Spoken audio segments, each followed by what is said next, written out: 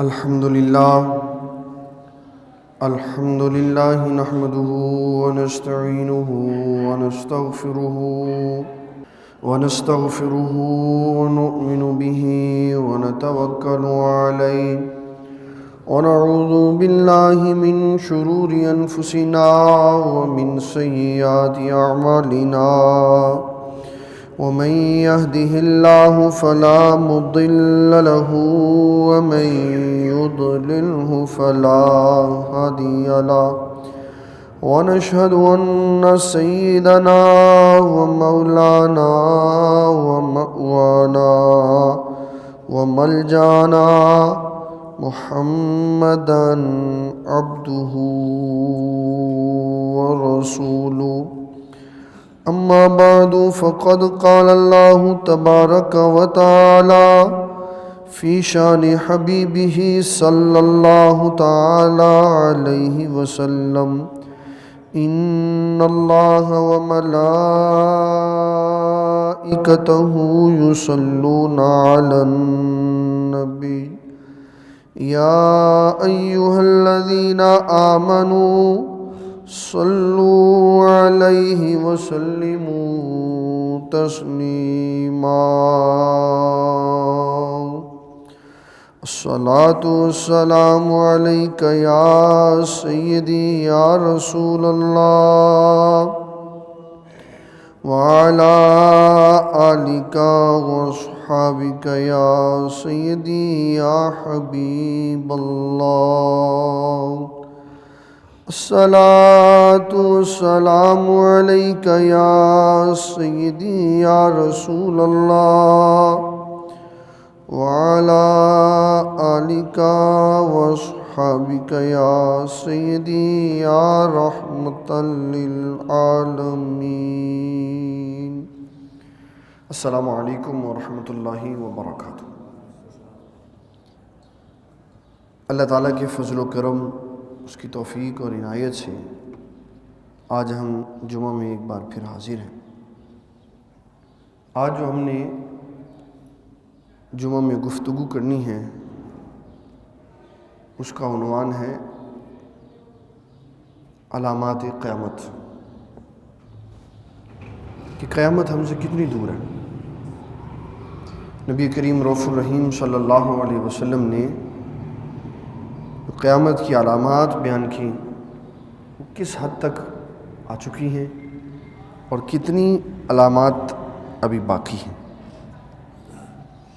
اس سلسلہ میں بخاری مسلم کی متفق علیہ احادیث اور کچھ اور احادیث کا انتخاب کیا گیا ہے جو علامات قیامت کے حوالے سے آپ کی خدمت میں عرض کی جائیں گی. پہلی حدیث جو بخاری اور مسلم کی متفق علیہ حدیث ہے اور اس کے راوی ہیں حضرت سیدنا انس رضی اللہ تعالیٰ عنہ. فرماتے ہیں: سمعت رسول اللہ صلی اللہ علیہ وسلم یقول، میں نے سیدنا و مولانا رسول کریم رؤوف الرحیم صلی اللہ علیہ وسلم کو یہ فرماتے ہوئے سنا: ان من اشراط الساعہ، فرمایا قیامت کی نشانیوں میں سے یہ نشانی ہوگی ان یرفع العلم و یکثر الجہل، علم اٹھ جائے گا اور جہالت کی کثرت ہو جائے گی. علم اٹھ جائے گا اور جہالت کی کثرت ہوگی.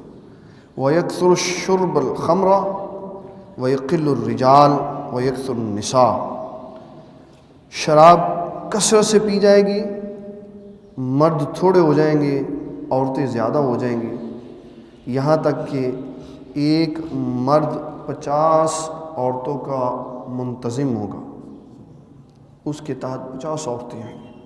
یہ علامات قیامت. اور یہ بالکل ایسا ہی ہے جیسے نبی صلی اللہ علیہ وسلم نے فرمایا ایک رتی برابر بھی اس میں فرق نہیں.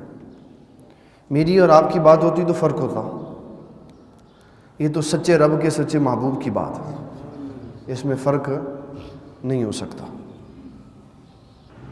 نبی کریم رؤوف الرحیم صلی اللہ علیہ وسلم ارشاد فرماتے ہیں کہ علم اٹھ جائے گا اور جہالت بڑھ جائے گی۔ دنیا کی کوئی ایسی ٹیکنالوجی نہیں ہے جو ہمارے پاس نہ ہو، ہر شے ہے۔ ایک لمحے میں ہم سینکڑوں کتابیں ڈاؤن لوڈ کر لیتے ہیں، موبائل میں اور ہمارے لیپ ٹاپ میں، اور بڑے بڑے سافٹ ویئرز پڑے ہوئے ہیں، اس میں 10,000 کتابیں ہیں، یہ مکتبہ شاملہ ہے اس میں 20,000 کتابیں ہیں، یہ فلانا مکتبہ ہے اس میں 40,000 کتابیں۔ کتابوں کی زیادتی یہ علم تو نہیں ہے، علم تو نہیں، کتابیں زیادہ سے زیادہ ہوتی جا رہی ہیں، علم کم سے کم ہوتا جا رہا ہے۔ ہزاروں بندے بڑی بڑی کتابوں کے عالم نظر آئیں گے، جب ان کی زندگی دیکھیں گے تو بالکل خالی ہے۔ علم کی کمی سے مراد علماء حق کا دنیا سے چلے جانا ہے۔ کتابیں پڑھنے والے رہ جائیں گے، اور جو علم پڑھ کے رسول اللہ کی شریعت پہ عمل کرنے والے ہیں وہ دنیا سے چلے جائیں۔ اسی لیے کہا گیا ہے موت العالمی موت العالمی، عالم کی موت پورے جہاں کی موت ہوتی ہے۔ صدیوں کے بعد ایک بندہ تیار ہوتا ہے، اور پھر صدیاں اس کا خلا پر نہیں ہو سکتا۔ معنی اس کا یہ ہے کہ علم اٹھ جائے گا، یعنی علماء اٹھا لیے جائیں گے، اور ہم جیسے جاہل لوگ باقی رہ جائیں گے، کہ جنہیں عقل بھی نہیں، جنہیں شعور بھی نہیں، جنہیں تہذیب بھی نہیں، جن کے پاس فہم و فراست بھی نہیں ہے۔ یہ علامت قیامت ہے۔ نبی کریم صلی اللہ علیہ وسلم آپ تشریف فرما تھے، سیدنا عمر بن خطاب رضی اللہ تعالیٰ عنہ ارشاد فرماتے ایک بندہ آیا اور بڑا خوبصورت اس کا حلیہ تھا، چمکتا ہوا اس کا چہرہ تھا، سیاہ کالے اس کے بال تھے، اور سفید اس نے لباس پہنا ہوا تھا۔ لا یرا علیہ اثر السفر ولا یعرفہ منا احد، کہ چہرے کے لباس کے خد و خال سے مسافر نہیں لگتا۔ اگر مسافر ہوتا تو گرد و غبار پڑے ہوتے اس کے اوپر، مسافر نہیں تھا، لیکن علاقے کا بھی نہیں لگتا تھا، کیونکہ علاقے کے لوگوں سے تو واقفیت ہوتی ہے، چہرے کی شناسائی ہوتی ہے، پتہ ہے یہ فلانے گھر میں رہتا ہے، یہ فلانے میں رہتا ہے۔ عمر بن خطاب جو ویسے ہی نسل در نسل لوگوں کو جاننے والے تھے، علم الانصاب تھا آپ کے پاس، علم الانصاب، نسبوں کا علم تھا۔ کوئی بندہ بات کرتا تو عمر بن خطاب نے تو وہی ہے نا، وہ فلانی تیری نسل میں یہ کام ہوا تھا، وہ پیچھے، نسل در نسل در نسل آپ کو لوگوں کے احوال پتہ تھا، اتنا وسیع آپ کا علم تھا۔ تو آپ کہہ رہے ہیں کہ ہم میں سے نہیں تھا، وہ ہم میں سے نہیں تھا۔ وہ کریم آقا علیہ السلام کی بارگاہ میں آ کے بیٹھ گیا، اور اس نے اپنے گھٹنے حضور پاک صلی اللہ علیہ وسلم کے گھٹنوں سے جوڑ دی، اور اس نے 5 سوال کی۔ اسلام کیا ہے، ایمان کیا ہے، احسان کیا ہے، قیامت کب آئے گی، اور علامات قیامت کے بارے میں اس نے پوچھا۔ جو علامات قیامت کے بارے میں اس نے سوال کیا نا، تو نبی صلی اللہ علیہ وسلم نے اس کو فرمایا ان تلد الامۃ ربتہا، لونڈی اپنے آقا کو جنم دے گی، انت الحفاة العراة رعاء الشاء یتطاولون فی البنیان، میں جسم سے ننگے، پیروں سے ننگے لوگوں کو تم دیکھو گے یکا یک امیر ہو جائیں گے، اور بڑی بڑی بلڈنگیں اور بڑے بڑے پلازے کھڑے کریں گے، اور پھر ان کے اوپر فخر کریں گے۔ فرمایا جب یہ بات ہو نا، یکا یک دولت آ جائے یکا یک، تو فرمایا یہ علامت قیامت ہے، علامتیں۔ اور ہمارے ہر بندے کے دل میں یہ خواہش ہے، ہمارے ہر بندے کے دل میں یہ خواہش ہے کہ میں راتوں رات امیر ہو جاؤں، میں راتوں رات کوئی خزانہ میرے ہاتھ لگ جائے۔ اسلام امیری کا مخالف نہیں ہے، اسلام امیری کا مخالف ہوتا تو عثمان بن عفان کدھر جاتا؟ اسلام امیری کا مخالف، اسلام دولت اکٹھی کرنے کا بھی مخالف نہیں۔ اسلام کہتا ہے جتنی مرضی دولت اکٹھی کرو، اللہ کا حق دے دو۔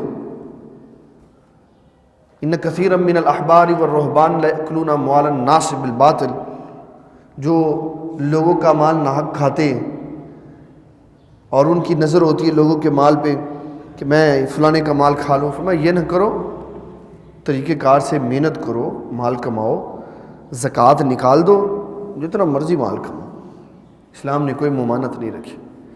اپنے مال میں سے غریبوں کا مال نکال دو، اللہ کا حق نکال دو، اور آہستہ آہستہ امیری کی طرف جاؤ، محنت کرو، آج محنت کرو کل اللہ مال دے دے گا۔ اسلام مال بنانے کے خلاف نہیں ہے، اسلام لالچ کے خلاف، اسلام لوٹ کھسوٹ کے خلاف۔ اپنے آپ کو بھرتے جاؤ بھرتے جاؤ بھرتے جاؤ بھرتے جاؤ، آپ امیر ترین ہو جاؤ اور دوسروں کو غریب ترین کر دو، اسلام اس کے خلاف ہے۔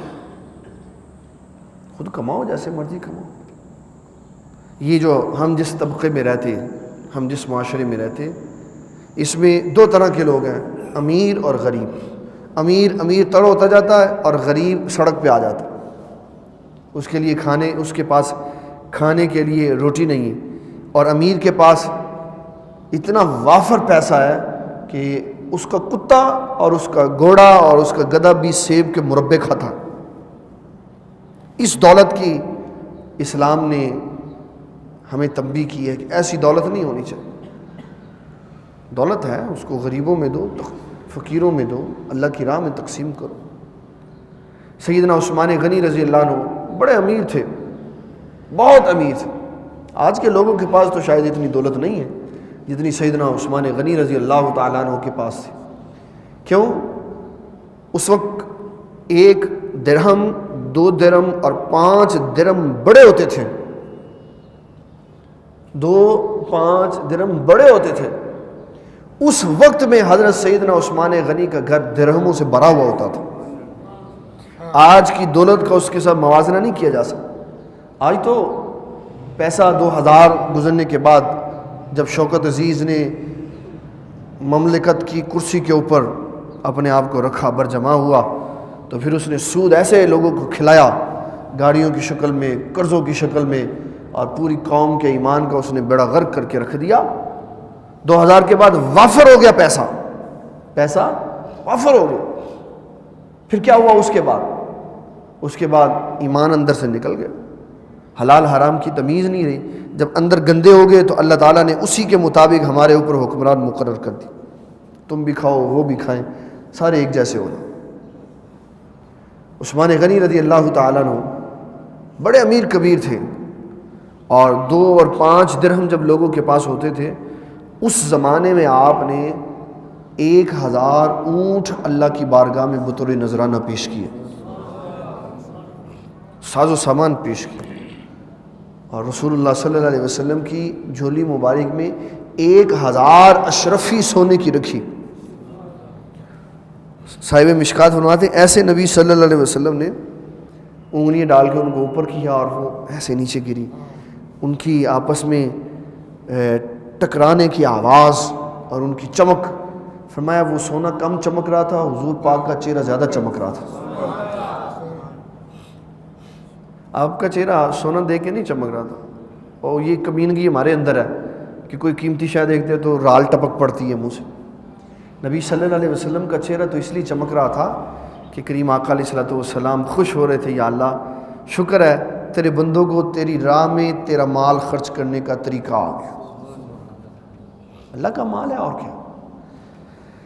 علم اٹھ جائے گا، علم اٹھ جائے گا، علماء چلے جائیں گے، اور رسول اللہ صلی اللہ علیہ وسلم فرماتے ہیں قرب قیامت میں ایک لمحہ ایسا آئے گا، ایک بندہ علم الفرائض کا مسئلہ پوچھنے کے لیے نکلے گا، علم الفرائض وراثت کا مسئلہ پوچھنے کے لیے نکلے گا، تو اس کو مسئلہ بتانے والا کوئی نہیں ہوگا، کبھی اس کے دروازے پہ، کبھی اس کے دروازے پہ، کبھی اس کے دروازے پہ، کبھی اس کے دروازے پہ، ہر بندے کے پاس جائے گا، یار میرا مسئلہ حل کر دو، میری وراثت کا مسئلہ حل کر دو، میرا مسئلہ حل کر دو۔ فرمایا علم کا ایک مسئلہ بتانے والا کوئی نہیں ہوگا، علم کا ایک مسئلہ بتانے والا کوئی نہیں ہوگا۔ یہ قرب قیامت کی خوفناک ترین کیفیت ہوگی۔ تو کیا اس وقت علم والے نہیں ہوں گے؟ بڑے بڑے پی ایچ ڈی ڈاکٹر نہیں ہوں گے، بڑے بڑے انجینئر نہیں ہوں گے، بڑے بڑے لیکچرار نہیں ہوں گے۔ جاؤ آج وراثت کے مسئلے لے جاؤ پی ایچ ڈی ڈاکٹر کے پاس، حل کر کے دکھا دے تو بات ہوگی۔ علم ہے، اسلام اس کو علم نہیں کہہ رہا، اسلام اس کو معلومات کہہ رہا۔ معلومات زیادہ ہوگی۔ معلومات، علم وہ ہے کہ جس کو حاصل کرنے کے بعد انسان اللہ اور اس کے رسول کا تابعدار ہو جاتا ہے، وہ نہیں ہے، اس علم کا فقدان ہے۔ جب آزاد خیالی اور بے خوفی کی انتہا ہو جاتی ہے، علم نکل جاتا ہے۔ رسول اللہ صلی اللہ علیہ وسلم فرماتے ہیں دو چیزیں آدم علیہ السلام سے لے کر مجھ تک اور قیامت تک سب میں برابر رہی۔ نمبر ایک، لا الہ الا اللہ، یہ کلمہ سب میں ایک جیسا رہا، یہ کلمہ سب میں ایک جیسا رہا۔ کسی نبی علیہ السلام کے دور میں کلمہ کا یہ لفظ تبدیل نہیں ہوا۔ آدم علیہ السلام تھے، ان کے دور میں لا الہ الا اللہ تھا، آدم صفی اللہ۔ نوح علیہ السلام آئے، نوح نجی اللہ۔ ابراہیم علیہ السلام آئے، لا الہ الا اللہ، ابراہیم خلیل اللہ۔ موسیٰ علیہ السلام آئے، کلیم اللہ۔ عیسیٰ علیہ السلام آئے، روح اللہ۔ ہمارے آقا صلی اللہ علیہ وسلم آئے، محمد الرسول اللہ۔ پہلا فکرہ سب انبیاء کے زمانے میں ایک ہی رہا، اور فرمایا دوسرے نمبر پر اذا فاتک الحیاء ففعل ما شئت، کہ جب بندے کی حیا فوت ہو جاتی ہے نا تو پھر نیکی اور برائی کا فرق اس کے اندر سے ختم ہو جاتا ہے۔ فرمایا یہ شروع سے دو باتیں ایک جیسی چلی آ رہی کہ حیا یہ کامل ایمان کا سبب ہے، پرکھ ہے، اس کو بتا دیتی ہے کہ یہ کام ایسے کرنا ہے، یہ ایسے کرنا۔ تو کریم آقا علیہ الصلوۃ والسلام نے فرمایا کہ علامات قیامت میں سے ایک علامت یہ بھی ہوگی کہ بندہ علماء ڈھونڈے گا تو علماء نہیں نظر آئیں گے، پڑھے لکھے نظر آئیں گے، بڑے بڑے ڈگری ہولڈر نظر آئیں گے، تو علم والا کوئی نہیں ہوگا، علم والا کوئی نہیں ہوگا۔ یہ جتنے پی ایچ ڈی ڈاکٹر ہیں، اللہ ماشاء اللہ، اچھوں کی میں بات نہیں کرتا، جتنے پی ایچ ڈی ڈاکٹر ہیں ان سب کو ایک لائن میں بٹھا دو، صرف ان سے اتنا سوال کریں کہ اللہ تعالیٰ جل مجدہ الکریم کو عقائد کے اعتبار سے اسلام نے کیا کہا ہے ماننے کے لیے۔ اللہ تعالیٰ کے بارے میں عقیدہ واضح کرو، رنگ اڑ جائیں گے سبھی کے، اللہ کے بارے میں ہم نے کیا عقیدہ کہنا، اللہ کے بارے میں کہنا کیا۔ ہماری قوم تو اس خالق کی تعریف نہیں کر سکتی جس خالق نے پیدا کیا، اور علم کی اتنی بڑی بڑی کتابیں ہم نے اپنے اوپر اٹھائی ہوئی، کہتے جی بڑے عالم ہیں جی، اللہ کی شان بیان کرو بھی پتہ چل جائے گا کتنے بڑے عالم۔ قرآن مجید بھرا پڑا ہے اللہ تعالیٰ کی صفت و ثنا سے، اس کی عظمتوں سے، اس کی شانوں سے۔ اللہ فرماتا ہے کہ وہ جو درخت سے پتہ اتر کے زمین پہ گرتا ہے نا، وہ جتنے بل کھا کے گرتا ہے، میں اس کے ہر بل کو جانتا ہوں، میں اس کے ہر بل کو جانتا ہوں۔ آسمان کی جتنی چیزیں ہیں، زمین کی جتنی چیزیں ہیں، وہ ساری مجھے سجدہ کرتی ہیں، میں ہر ایک کو جانتا ہوں۔ وہ بیج کے اندر سے جب کومپل نکلتی ہے، بیج کو پھاڑ کے، اللہ فرماتا ہے میں اس کو بھی جانتا ہوں، اور وہ میری مرضی سے نکلتی۔ سورج جو نکلتا ہے، اللہ فرماتا ہے رب المشارق، میں ان ہر جگہ کے نکلنے کا رب ہوں۔ جہاں غروب ہوتا ہے اللہ فرماتا ہے میں اس کو بھی جانتا ہوں، اور جب وہ غروب ہونے کے بعد نیچے ہماری نظروں سے غائب ہو کے چلا جاتا ہے، کریم آقا علیہ السلام فرماتے ہیں، اللہ تعالیٰ ارشاد فرماتا ہے کہ یہ جب تمہاری نگاہوں سے غائب ہوتا ہے تو میرے حضور آ جاتا ہے، پھر مجھ سے اجازت طلب کرتا ہے کہ اے میرے اللہ مجھے اجازت دے میں تجھے سجدہ کروں۔ اللہ فرماتا ہے ہاں سجدہ کر۔ پھر سورج اللہ کے عرش پہ سجدہ کرتا، اور پھر اس کو اجازت ملتی ہے تو اگلے دن یہ طلوع ہوتا۔ ہر شے کائنات کی اللہ کے علم میں ہے، اللہ ان کا رب ہے، جاننے والا ہے، ماننے والا۔ معلومات کا زیادہ ہونا یہ علم نہیں ہے، معلومات کا زیادہ ہونا یہ علم نہیں ہے۔ علم ہے اپنی ضرورت کے مطابق اسلام کے احکامات کو جاننے کا، جس حال میں جا رہا ہے نا اس حال کی خبر رکھنا یہ فرض ہے، تاکہ جس حال میں جائے اس حال میں بے خبر نہ جائے۔ قرآن مجید کا علم لازم، احادیث کا علم لازم، سنت کا علم لازم، تاکہ اس کو پتہ چلے کہ میرے رب نے کیا کہا اور رب کے محبوب نے کیا کہا۔ میں ایک آدھ بار پہلے بھی یہ بات سنا چکا ہوں، لیکن یہ بات ہے اتنی اہم کہ بار بار سنائی جاتی ہے۔ نبی صلی اللہ علیہ وسلم کے روضہ شریف کے پیچھے والی طرف میں جہاں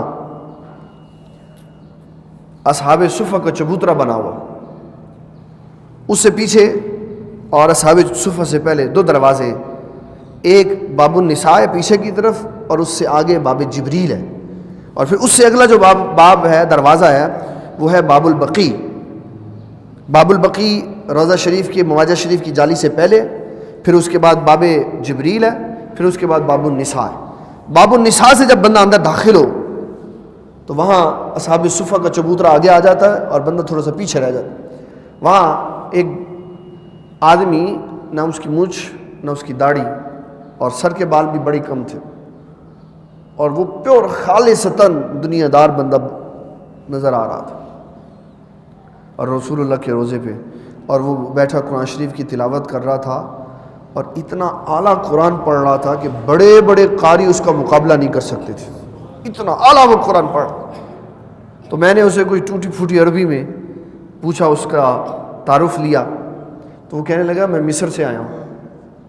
تو مصر میں لازم ہے، جس بچے نے سرکاری ملازمت کرنی ہوتی ہے نا، سرکاری ملازمت کرنی ہوتی، اس کے لیے لازم ہے کہ وہ قرآن کا عالم ہو، وہ قرآن کا، اس کو قرآن مجید سارا آتا ہو، وہ اچھا قاری ہو، اور جو جتنی بڑی پوسٹ پہ جانا چاہتا ہے اس کو اتنا ہی زیادہ علوم دین آنا چاہیے، پھر وہ اوپر چلا جاتا۔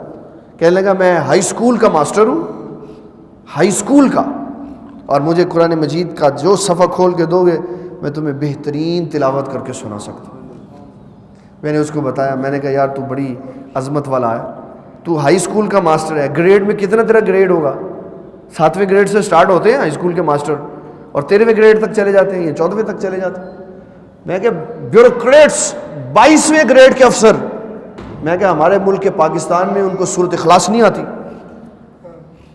سورۃ اخلاص نہیں آتی، بڑے بڑے وکیلوں کو سورۃ اخلاص نہیں آتی، ہے مسلمان اخلاص نہیں آتی، وہ کیا بات ہے؟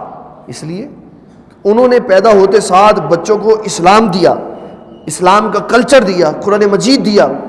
ہم نے پیدا ہوتے ساتھ یورپ کی تعلیم دی، ہم نے کہا اس کو ماڈرن بناؤ، اس کے ساتھ انگریزی بولو، اس کو انگریزی میں کلیپنگ کر کے دکھا۔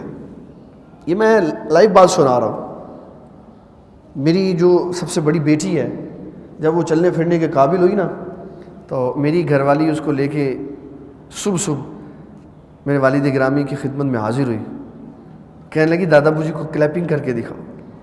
تو والد گرامی فرمانے لگے پتر اینو سیدہ فاطمہ تو زہرا دے نقش قدم تے چلانا، سیدہ فاطمہ تو زہرا دے نقش قدم تے، اسلام کے مطابق اس کی تعلیم و تربیت کرو۔ حضور صلی اللہ علیہ وسلم، آپ ایک صحابی آپ کے سامنے بیٹھے ہوئے تھے، تو آپ نے فرمایا کہ قرب قیامت میں یہ حال ہوگا کہ لوگ قرآن مجید کو چھوڑ دیں گے، قرآن مجید کو۔ عرض کرنے لگے حضور کیا ایسا ممکن ہے؟ کیا ایسا ممکن ہے لوگ قرآن مجید کو چھوڑ دیں گے؟ ہم قرآن مجید کے عالم ہیں، ہم اپنی اولادوں کو سکھائیں گے، وہ اپنی اولادوں کو سکھائیں گے، اور وہ اپنی اولادوں کو سکھائیں گے، تو علم چلتا چلا جائے گا۔ آپ نے فرمایا تیری ماں تجھے روئے، اور میں تو تجھے بڑا عالم سمجھتا تھا۔ فرمایا کیا یہودیوں کو تورات نہیں آتی؟ آتی ہے حضور۔ تو فرمایا وہ تو عالم نہیں رہ گئے۔ حضور پھر اس کا کیا معنی ہے؟ فرمایا کتابیں تو پڑھی ہوں گی، قرآن مجید تو پڑھا ہوگا، لیکن اندر سارا خالی ہو چکا ہوگا، عمل کرنے والا کوئی بندہ نہیں۔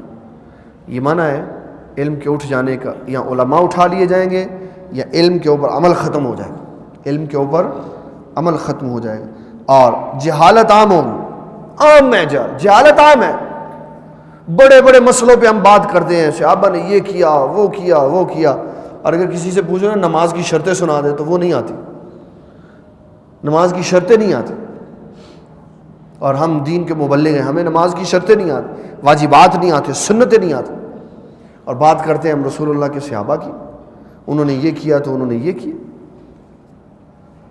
نبی صلی اللہ علیہ وسلم نے فرمایا علامت قیامت یہ ہے جہالت عام ہو جائے گی، جہالت عام ہو جائے گی. جاہل ہونے کے لیے امیر اور غریب ہونا ضروری نہیں ہے.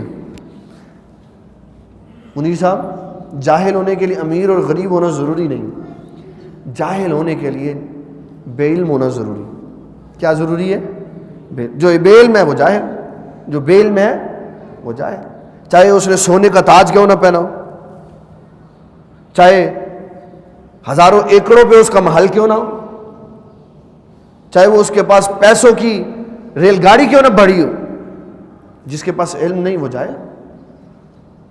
اسلام نے علم کی طرف مسلمان کی توجہ اس لیے کروائی ہے کہ جب تک یہ علم کے ساتھ وابستہ رہے گا اللہ تعالیٰ اس کو شریر اور شرارتی لوگوں سے بچاتا رہے. علم ہر جگہ پہ انسان کا ساتھی. غوث اعظم رضی اللہ عنہ کو شیطان آ گیا ورغلانے کے لیے، اسی لیے ہم دعا کرتے ہوئے کہتے ہیں یا اللہ نفع والا علم عطا فرما. کس کا والا؟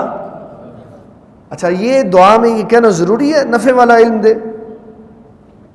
اس کا مطلب ہے وہ بھی علم ہے جو نفع نہیں دیتا، وہ بھی علم ہے جو علم نافع عطا فرما. یا اللہ ہمیں علم نافع عطا فرما، نفع دینے والا علم دے.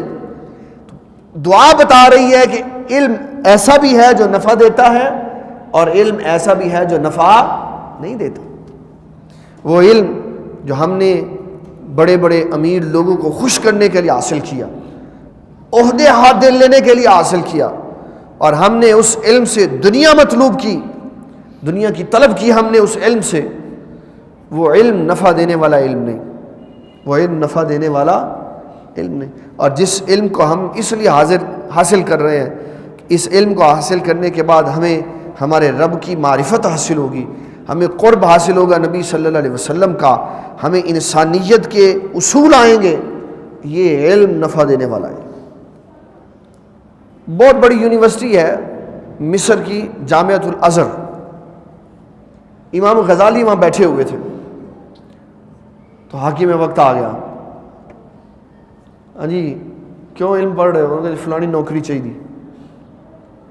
ہاں جی کیوں علم پڑھ رہے ہو؟ میں نے وزیر اعظم بننا ہے. کیوں علم پڑھ رہے ہو؟ میں نے چیف آف آرمی اسٹاف بننا ہے. جس نے جو بننا تھا وہ بتا دیا. امام غزالی سے پوچھا آپ کیوں علم پڑھ رہے ہیں؟ اس وقت کوئی تھوڑی پتہ تھا یہ غزالی زماں ہے، اس وقت تو وہ ایک طالب علم تھا. پوچھا امام غزالی سے آپ نے کیا بننا بیٹے؟ تو کہا میں صرف علم اس لیے کر رہا ہوں، پڑھ رہا ہوں تاکہ مجھے پتہ چل جائے کہ میرے رب نے کن کاموں کے کرنے کا حکم دیا ہے اور کن کے کرنے سے منع کیا. میں اس لیے پڑھ رہا ہوں تاکہ میں اپنے رب کی رضا کو پا سکوں. یہ علم کا مطلوب ہے، یہ علم کا مطلب علم اس لیے حاصل کرو تاکہ تم اللہ تعالیٰ کی حلال چیزوں سے بچ سکو اور حرام چیزوں کے قریب نہ جاؤ. تو فرمایا کہ قرب قیامت میں جہالت عام ہو جائے. بڑے بڑے لوگ جو اپنے ماحول میں بڑے علم والے ہیں، جب وہ گفتگو کرتے ہیں تو ان کی زبان سے نکلے ہوئے لفظ بتا دیتے ہیں وہ کتنے علم والے. سب سے بڑا جملہ جو ہمارے معاشرے میں بولا جاتا ہے نا، سب سے بڑا جملہ وہ یہ ہے کسی نے کچھ کہنا چاہیے تھا جی، جو جتنے لگا صحیح لگا. بڑے بڑے علم والے یہ بات کہتے ہیں جتنے کو لگا جی صحیح لگا. یہ تو سب سے خطرناک جملہ، سب سے خطرناک جملہ. اللہ تعالیٰ جل مجید الکریم وہ ذات ہے سب سے پہلی جس نے اس جملے کی تردید کی ہے، اس جملے کی تردید کی ہے. سب سے پہلا اللہ ہے. اس نے جو کلمہ دیا اس میں ہے لا الہ الا اللہ، لا الہ الا اللہ. سارے معبود صحیح نہیں ہیں، سارے معبود صحیح نہیں، سارے غلط ہیں. صرف ایک اللہ وحدہ لا شریک صحیح، ایک اللہ وحدہ لا شریک. صلح کلیت کا نظریہ اور جملہ ہے ہی غلط، جو جدھر لگا ہوا ہے صحیح لگا، ہے ہی غلط. اگر یہی مسئلہ ہوتا کہ جو جدھر لگا ہوا ہے صحیح لگا ہوا، تو اللہ کو کیا ضرورت تھی 1,24,000 نبی بھیجنے کی؟ وہ جدھر لگا ہوا ہے صحیح لگا. اس نے بھیجا اور کہا کہ نہیں، ان کو بتاؤ صرف اللہ وحدہ لا شریک صحیح ہے، اس کا راستہ صحیح ہے، جو اس کے راستے پہ چلے گا وہ صحیح، باقی سارے غلط. جھوٹوں کی نفی اللہ نے پہلے کروائی. میں کہو لا الہ، کوئی الہ نہیں، کوئی الہ نہیں. پہلے جھوٹوں کی بات کی، جھوٹوں کی نفی کی، پھر اپنے سچے ہونے کا اقرار بعد میں کروایا. الا اللہ، کوئی الہ نہیں مگر اللہ الہ ہے، کوئی الہ نہیں مگر اللہ الہ، اور الہ حق ہے، معبود برحق ہے. یہ جہالت کی سب سے بڑی دلیل ہے انسان کے، جو جتنے لگا جی صحیح لگا، جو جہاں لگا ہوا ہے صحیح لگا ہوا. عیسائی جہاں لگے ہوئے صحیح ہیں، یہودی جہاں لگے ہوئے صحیح ہیں، تو پھر صحیح ہو رہا ہے جو برما میں ہو رہا ہے، جو بم بلاسٹ کر رہے ہیں لاہور میں اور ادھر ادھر میں، تو صحیح کر رہے ہیں. جو جہاں لگا ہوا ہے صحیح لگا ہوا ہے. کسی کی ڈیوٹی بم پھاڑنا ہے، کسی کی ڈیوٹی کوئی ہے، کسی کی جہاں لگا ہوا ہے صحیح لگا. نبی صلی اللہ علیہ وسلم نے تو مسلمان کی طرف ایسے انگلی کرنے والے کو فرمایا، جس نے میرے کسی امتی کو نیزے سے ایسے کر کے ڈرایا نا، ایسے کر کے اس کی طرف کیا، مارا نہیں، مارا نہیں، مارنے کی بات نہیں کی رسول اللہ صلی اللہ علیہ وسلم. فرمایا جس کسی نے میرے امتی کو نیزے سے ایسے کر کے ڈرایا، فرمایا وہ سن لے غور سے، اس سے ہمارا کوئی تعلق نہیں، اس سے ہمارا، تو جو بم مار رہے ہیں وہ صحیح ہیں، جو جتنے لگا صحیح لگا. یہ نظریہ اور یہ جملہ ہی غلط ہے جو جہاں لگا ہوا ہے صحیح. صرف صحیح وہ ہے، صحیح وہ ہے جو اللہ تعالیٰ اور اس کے رسول صلی اللہ علیہ وسلم کی تابعداری میں لگا. چاہے وہ تابعداری گھر میں ہے، ماں کی خدمت میں، چاہے وہ تابعداری رزق حلال کمانے میں ہے، چاہے وہ تابعداری معاشرے کی اصلاح کرنے میں ہے، چاہے وہ تابعداری مسجد میں بیٹھ کے ہے، چاہے جہاز میں بیٹھ کے ہے، چاہے پانی کے اندر بیٹھ کے، جہاں اللہ کی تابعداری ہے صرف وہی صحیح ہے، اس کے علاوہ کوئی صحیح نہیں. اور اس میں آپ کو ایک بات بتا دوں، جو علامات قیامت نبی صلی اللہ علیہ وسلم نے بتائی نا، ان میں حضور نے باغیوں کا ذکر بھی کیا، شرپسند عناصر کا بھی ذکر کیا. جو شرپسند عناصر مسلمانوں میں ہوں گے، مسلمانوں کے حلیوں والے ہوں گے، مسلمانوں کو ماریں گے، ان کو یہودی نظر نہیں آئیں گے، ان کو عیسائی نظر نہیں آئیں گے، ان کو ہندو سکھ نظر نہیں آئیں گے، ان کو بدھ مت نہیں نظر آئیں گے، مسلمان ہوں گے اور مسلمانوں کو ماریں گے. نبی کریم صلی اللہ علیہ وسلم نے ان لوگوں کو، ان باغیوں، ان خارجیوں کو اتنا سخت لفظ کہا ہے. فرمایا یہ جہنم کے کتے ہیں. کون ہے؟ جہنم کے کتے جو مسلمانوں کو مارتے ہیں. یہودیوں کو کچھ نہیں کہتے، کہتے نہیں اسرائیل کے خلاف اللہ نے ہمیں جہاد کا حکم نہیں دیا، تو اور کس کے خلاف دیا؟ پھر مسلمانوں کے خلاف دیا. کبھی ان کے سر کاٹ دیتے ہو، کبھی ان کے اوپر سے ٹینک چڑھا دیتے ہو، بلڈوزر ان کے اوپر چڑھا دیتے ہو، کبھی پانی کے اندر ان کو غرق کر کے مار دیتے ہو، اور کبھی ان کے جسموں کے ساتھ بم مار کے، بم بلاسٹ کر کے ان کے ٹکڑے ٹکڑا کر دیتے ہو، اور کہتے ہو ہم مسلمان ہیں. اور یہ تو ہم اللہ کا شکر کریں، اللہ تعالیٰ نے ہمیں جرت والی فوج دی ہوئی ہے. جتنے سخت قسم کے لوگ ہمارے ملک میں رہتے ہیں، مذہبی تشدد کرنے والے، اسلام کے نام پہ اپنے آپ کو صحیح کہہ کے دوسروں کو مار دینے والے، جتنے سخت لوگ یہاں رہتے ہیں، اگر افواج پاکستان نہ ہوتی تو پاکستان کی عوام کو کب کے کھا چکے ہو. یہ تو اللہ نے مجاہدین کی ایک فورس بنائی ہوئی ہے جس سے نبی صلی اللہ علیہ وسلم کو پیار ہے. حضور کی امت کے عظیم سپہ سالار ہیں یہ لوگ، مجاہدین پاکستان، افواج پاکستان. ان کے خوف اور رعب اور دبدبے کی وجہ سے ہم سانس لے رہے. اور یہ جو کام شروع ہوا نا رد الفساد، اس کی بڑی سخت ضرورت تھی، اور یہ دعا کرنی چاہیے کہ اپنی تکمیل تک جاری رہے، تاکہ مسلمان اپنے گھروں میں، گھروں سے باہر سکھ کا سانس لے سکے. نبی صلی اللہ علیہ وسلم نے باغیوں کے خلاف بھرپور قوت سے مقابلے کا حکم دیا، اور ان باغیوں کے خلاف رسول اللہ صلی اللہ علیہ وسلم نے فرمایا جو ان کو قتل کرے وہ بہترین مجاہد ہے، اور جو ان کے ہاتھوں قتل ہو جائے فرمایا وہ بہترین شہید ہے، شہادت میں بھی اس کا اونچا درجہ ہے اور غازی ہونے میں بھی اس کا اونچا درجہ ہے۔ مایا ایسے باغی کو چھوڑنا نہیں ہے جو مسلمانوں کو اسلام کے نام پہ قتل کر دیتا۔ اسلام تو مسلمانوں کے اس ناخن کی حفاظت کرتا، مسلمان تو بڑی دور کی بات، اسلام تو اپنے ملک میں رہنے والے کافروں کے خون کی حفاظت کرتا۔ فتح مکہ کا منظر اٹھاؤ، نبی صلی اللہ علیہ وسلم آپ فتح مکہ کے لیے مکہ المکرمہ میں تشریف لا رہے تھے، آپ نے دیکھا کہ ایک جانور نے بچے دیے ہوئے چھوٹے چھوٹے سے، تو آپ نے ایک صحابی کو بلایا، فرمایا یہاں کھڑے ہو جاؤ اس کے آگے، یہاں سے ہلنا نہیں۔ جی حضور خیریت ہے؟ آپ نے فرمایا کہیں ایسا نہ ہو کہ چلتے ہوئے لشکر کے پاؤں کے نیچے اس کا کوئی چھوٹا بچہ آ رہا ہے۔ اسلام تو جانور کے بچوں کی بھی حفاظت کرتا۔ پوری دنیا میں، پوری کائنات میں اسلام سے بڑھ کر مشفق مذہب ہے ہی کوئی جس میں چونٹی کی بھی حفاظت۔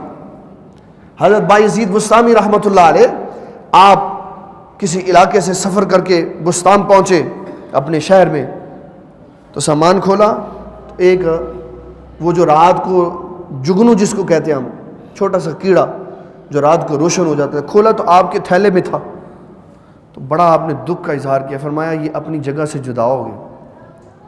دوبارہ سفر کر کے گئے اس چھوٹے سے جانور کو اس کے گھر میں چھوڑنے کے، کہ میں جس علاقے سے ہو کے آیا ہوں اس کو وہاں چھوڑ کے آتا ہوں، یہ اپنے محلے اور گھر سے جدا ہو گئے۔ اسلام تو یہ ہے، یہ تھوڑی اسلام ہے کہ مسلمانوں کے بیچ میں جاؤ اور بٹن دباؤ اور تباہی بربادی کر کے رکھ دو۔ جس نے سب سے پہلے خود کش حملہ کیا وہ یہودی تھا، جس نے حضرت سیدنا عمر بن خطاب رضی اللہ تعالیٰ عنہ کو مارا ابو لولو۔ اور کتنی بدقسمتی کی انتہا ہے کہ ایران میں آج بھی اس کے نام کا مزار بنا ہوا ہے جس نے عمر بن خطاب کو شہید کیا تھا، اور یہ وہ پہلا انسان تھا جس نے خود کش حملہ کیا اور حضرت سیدنا عمر بن خطاب کو مارنے کے بعد اپنے ہی خنجر سے اپنا گلا بھی کاٹ لیا تھا۔ اسلام تو اس چیز کا حکم دیتا ہی نہیں۔ اسلام تو مجاہد کو نہیں کہتا کہ میدان جہاد میں خود اپنے آپ کو مار لے، ورنہ مار۔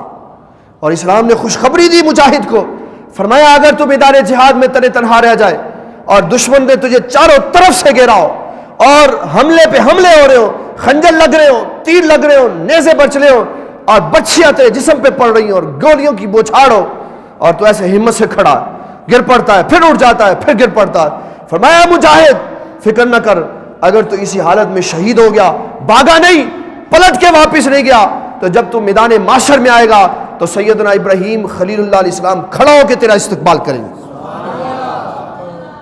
یہ کیا جہاد ہوا، پہلے مار دیا پھر مر گئے خود ہی۔ اسلام تو اس مصیبت اور تکلیف کے وقت میں بھی مسلمان کو استقلال اور استقامت سے ہٹنے نہیں دیتا، کھڑے ہو جاؤ یہاں۔ گئے اور مسلمانوں کے اندر بم پھوڑا اور برباد کر کے رکھ دی۔ یہ علامت قیامت ہے۔ حضور صلی اللہ علیہ وسلم فرماتی ہیں قاتل کو یہ نہیں پتا ہوگا کہ میں اس کو مار کیوں رہا ہوں، اور مقتول کو یہ نہیں پتا ہوگا کہ میں مر کیوں رہا ہوں، اس کو پتہ ہی نہیں ہے میں مر کیوں رہا ہوں۔ یہ علامت قیامت ہے۔ تباہی اور بربادی عام ہو چکی ہے، لوگ خوف و ہراس محسوس کرتے ہیں باہر نکلنے کہ یار باہر جائیں تو مسجدیں جو امن کا گہوارہ ہے ان کے باہر سیکیورٹی گارڈ کھڑے ہیں، معزز افراد کے آتے ہوئے تلاشی ہوتی ہے کہ کہیں اس بندے کے گھر میں کوئی مجرم نہ بیٹھا ہو اور اس نے اس کو جیکٹ نہ پہنا دی ہو کہ جاؤ مسجد میں جا کے بم پھوڑ دو ورنہ میں تیرے گھر والوں کو مار دوں۔ ہر جگہ مصیبت کھڑی۔ یہ مصیبت کیوں کھڑی ہے؟ اس لیے کہ ہم جب لوگوں کا انتخاب کرتے ہیں تو پھر ہم پرکھ نہیں کرتے کہ کس بندے کا انتخاب ضروری ہے، کس کا انتخاب ضروری۔ ابھی سے یہ سبق سیکھیں، اس کو اپنی زندگیوں میں بنا لے، اس پیغام کو پختہ کر لے۔ آئندہ کے بعد ہم نے ووٹ ضائع کر دینا ہے، کسی جاہل کو نہیں دینا۔ لوگوں کا مال لوٹ کے کھانے والے ملک پاکستان کی جڑوں میں آج بھی بیٹھے ہوئے اس کو برباد کر رہے ہیں۔ یہ پاکستان، یہ اللہ کی نعمت ہے، وگرنہ ہم ہندوؤں کے غلام ہوتے۔ اگر پاکستان نہ ہوتا تو ہندوؤں کے غلام ہوتے۔ یہ جو یہاں پہ 20 قسم کی جھنڈیاں ہمارے لگی ہوئی ہیں بڑے بڑے افسروں کے، اور ان کی ٹوپیوں پہ سٹار لگے ہوئے ہیں، یہ سارے پاکستان کے قدموں کی خیرات ہیں۔ پاکستان نہ ہوتا تو آج یہ بھی کسی ہندو کے گھر میں گھوڑے دوڑا رہے ہوتے، ان کے گھوڑے نہلا رہے ہوتے، ان کے بچوں کو اسکول چھوڑنے کے لیے جا رہے ہوتے۔ اللہ نے اتنی بڑی نعمت دی اور اس کی حفاظت نہیں ہم سے ہو رہی۔ آدھا پہلے ہم نے آدھا ملک کھو دیا، اس کو مشرقی پاکستان کہہ کے آدھا ضائع کر دیا، اب اس آدھے کے بھی ہم پیچھے پڑے ہوئے ہیں، یہ کاٹ دو، یہ کاٹ دو، یہ آدھا کر دو، یہ آدھا کر دو۔ اب بابا کیا کر رہے ہو؟ نبی صلی اللہ علیہ وسلم کی اگر ہم احادیث کو دیکھیں تو ملک پاکستان کا جھنڈا تو دلی کے سینٹر کے اندر لگنے والا ہے۔ پاکستان کا اور ہندوستان کا جب مقابلہ ہوگا، جس کو غزوہ ہند کہا جاتا ہے، تو مسلمان افواج پاکستان ہندوستان کو فتح کر لے گا سارا۔ اور یہ غزوہ ہند اس لیے کہا جا رہا ہے، اس کو غزوہ ہند کہا اس لیے جا رہا ہے کہ غزوہ وہ ہوتا ہے جس میں نبی صلی اللہ علیہ وسلم بنفس نفیس شامل ہوتے ہیں، اور جب یہ غزوہ ہوگا ہندوستان پاکستان کا تو نبی صلی اللہ علیہ وسلم بنفس نفیس شریک ہوں گے اور پاکستان کو اللہ فتح عطا فرمائے گا، اور دہلی پہ بھی پاکستان کا جھنڈا لگے گا۔ حدیث میں لکھا ہوا ہے ایسا۔ نبی صلی اللہ علیہ وسلم اس غزوہ میں شرکت فرمائے۔ ابھی پاکستان کو توڑنے کی بات کر، یہ اولیاء کا فیضان ہے۔ کس کا فیضان ہے؟ اولیاء۔ یہ پیر سید جماعت علی کا فیضان ہے، یہ پیر علی پوری کا فیضان ہے، یہ ان عظیم ہستیوں کا فیضان ہے جن کے لاکھوں مریدوں نے اپنے شیخ کے کہنے پہ قائد اعظم کا ساتھ دیا، مسلم لیگ کا ساتھ دیا، اور ایک پاور شو کی، اور تھوڑے عرصے میں اللہ تعالیٰ نے ہمیں یہ عظیم خطہ پاکستان عطا فرمایا۔ وطن سے محبت یہ اسلام کا جزو لازم ہے۔ نبی صلی اللہ علیہ وسلم نے فرمایا جو شخص ایک رات اپنے وطن کی سرحد کی حفاظت کے لیے کھڑا رہتا ہے نا، اللہ بغیر حساب و کتاب اس کو جنت عطا فرماتا، کوئی حساب نہیں ہوتا۔ یہ پاکستان ہمارے پاس اللہ کی بہت بڑی نعمت ہے، اس کے سازشکار کے ساتھ کوئی روح رعایت نہیں ہونی چاہیے، چاہے سگے رشتہ دار کیوں، جو پاکستان کے ساتھ غداری کرے۔ اور میں یہ اکثر بات کہتا تھا، مجھے اس میں کوئی تردد نہیں ہے کہ جو بغاوت کرتا ہے پاکستان کے ساتھ، جس کا مرضی رشتہ ہے اس کو ٹانگ دو، جو رسول اللہ کی توہین کرتا ہے اس کو بھی ٹانگ دو۔ ایک دفعہ یہ کام شروع کر دو تو دیکھو سارے رسول اللہ کی توہین کرنے والے جڑ سے ختم ہو جائیں گے۔ یہ اسی لیے مردہ ہوتا ہے نا، جب بندہ ہسپتال میں بیمار پڑا ہوتا ہے تو ڈاکٹر اس کے پیر میں چابی مار کے چیک کرتا ہے اس کے احساسات کیا ہیں اس کے، اور اگر حرکت کرتا ہے کہتا ہے ابھی دم خم ہے، ابھی زندہ ہے۔ یہ یہودی لابی رسول اللہ صلی اللہ علیہ وسلم کے خلاف سوشل میڈیا پہ پیغامات بھیج کے ہمارے جسموں کو چیک کر رہے ہیں، اور ان کو پتہ ہے مرغے ہوئے سارے مسلمان، ان کی ایمانی حالت برباد ہو چکی ہوئی ہے۔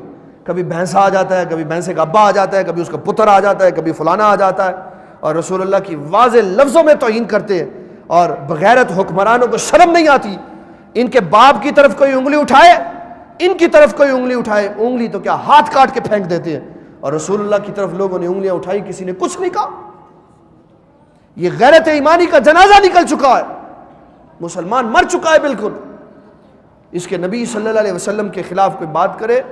امام مالک سے لوگوں نے پوچھا کہ بتائیں امام مالک، اگر نبی صلی اللہ علیہ وسلم کے خلاف کوئی بات کرے تو مسلمانوں کو کیا کرنا چاہیے؟ کہا مسلمانوں کو اس کو مار دینا چاہیے۔ تو کہا اگر مسلمان نہ مارے اس کو، فرمایا پھر ساری امت محمدیہ کو مر جانا چاہیے جو اپنے نبی کی عزت کی حفاظت نہیں کر سکی، سب کو مر جانا چاہیے، کہ ان کی زندگیوں کا مقصد ہی کوئی نہیں۔ کسی کی کیا ضرورت مسلمان غیرت والا ہو تو اس کے نبی کی طرف کوئی انگلی اٹھا۔ یہ ملک پاکستان ہمیں لا الہ الا اللہ محمد الرسول اللہ کے نام پہ ملا۔ پاکستان کا مطلب کیا؟ ساروں کو نہیں آتا لگتا۔ پاکستان کا مطلب کیا؟ یہ ہے اس کا مطلب۔ ابھی بھی لوگ پریشان ہیں کہ پتہ نہیں پاکستان کس لیے بنا تھا۔ اس کے لیے بنا تھا کہ یہاں صرف نبی صلی اللہ علیہ وسلم کا قانون چلے گا بس۔ لیکن ابھی بھی 70 سال گزرنے کے بعد ہم وہیں کے وہیں کھڑے، وہی ہندوؤں کی طرح کے ہیں۔ اسلام نے ہمیں یہ ملک، اسلام کے پوری دنیا میں 2 اسٹیٹس ہیں جو اسلام کے نام پہ فتح ہوئی، اسلام کے نام پہ بنی۔ ان میں دوسرا نمبر پاکستان کا، وگرنہ پوری دنیا کو سروے کر کے دیکھ لو، جہاں جہاں ملک بنے ہیں وہاں اپنے خاص مقاصد کے لیے بنے۔ پاکستان اسلام کے لیے بنا، پاکستان اسلام کے لیے بنا۔ جب 65 کی جنگ ہوئی نا، اوپر سے ہندوؤں نے جہاز کے اوپر جہازوں سے بم پھینکے اور پھر وہ پھینک کے چلے گئے، تو بم نہیں چلے، کہتے تھے یار بم پھینکتے ہیں نیچے سے ایسے کر کے بم غائب ہو جاتا، کدھر جاتا ہے؟ 65 کی جنگ میں اللہ تعالیٰ نے فرشتوں کے ذریعے پاکستان کی مدد فرمائی۔ یہ وہی منظر تھا جو بدر کے میدان میں فرشتے رسول اللہ کے ساتھ مسلمانوں کی مدد کر رہے تھے۔ مومن جب اللہ پہ توکل کرتا ہے، جب اللہ پہ بھروسہ کرتا ہے، اللہ تعالیٰ اور اپنے درمیان کسی کو حائل نہیں ہونے دیتا، اللہ فرشتوں کے ذریعے مسلمانوں کی مدد فرماتا۔ یہ بڑی پکی بات، اللہ تعالیٰ فرماتا ہے کہ تم مومن ہو جاؤ، کیا ہو جاؤ؟ وَمَن يَتَّقِ اللَّهَ، پکے مومن ہو جاؤ، يَجْعَل لَّهُ مَخْرَجًا، فرمایا راستے میں خود نکالوں گا، راستے میں خود نکالوں گا، تم سوچ بھی نہیں سکو گے میں ایسے ایسے راستے تمہیں نکال دوں۔ تو اللہ تعالیٰ جل مجدہ الکریم ارشاد فرماتا ہے، علامت اللہ کے نبی صلی اللہ علیہ وسلم فرماتے ہیں علامت قیامت یہ ہے، علم اٹھ جائے گا، جہالت کی کثرت ہوگی، زنا عام ہو جائے گا، عام، نکاح مشکل ہو جائے گا، زنا عام ہو جائے گا۔ جس زمانے میں نکاح مہنگا ہو، زنا سستا ہو، تو رسول اللہ صلی اللہ علیہ وسلم کی روایت کو عمر بن خطاب نے فرمایا جب ایسی صورتحال ہو تو سمجھ لو آسمان سے عذاب آیا یا زمین سے عذاب آیا۔ نکاح کتنے کا؟ 15 لاکھ روپے۔ ایک بندے نے مجھے وراثت کا مسئلہ لکھنے کے لیے بھیجا کہ بھئی یہ ہمارے ابا جی کی جائیداد ہے، اس کا مسئلہ بتا دو کیا ہے۔ 25 لاکھ روپے کی اس نے ایک بچے کی شادی کی ہے۔ کتنے کی؟ 25 لاکھ کی۔ اور جنہوں نے پاکستان بنایا، پیر سید جماعت علی شاہ، انہوں نے اپنے بیٹے کی شادی کی نماز عصر کے بعد، عصر کی نماز پڑھ کے آئے تو کہا آؤ بیٹے تیرا نکاح کر دیں۔